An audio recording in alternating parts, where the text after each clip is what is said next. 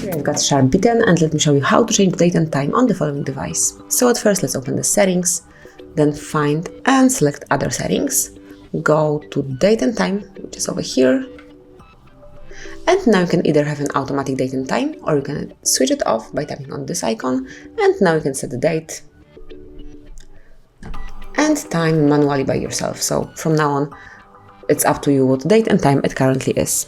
Then you can also have an automatic time zone, or you can switch it off the same way as we did it with date and time. And now you can select time zone by yourself. As you can see here, you've got plenty of possibilities, so you will definitely find something suitable. And let me pick, for example, perf.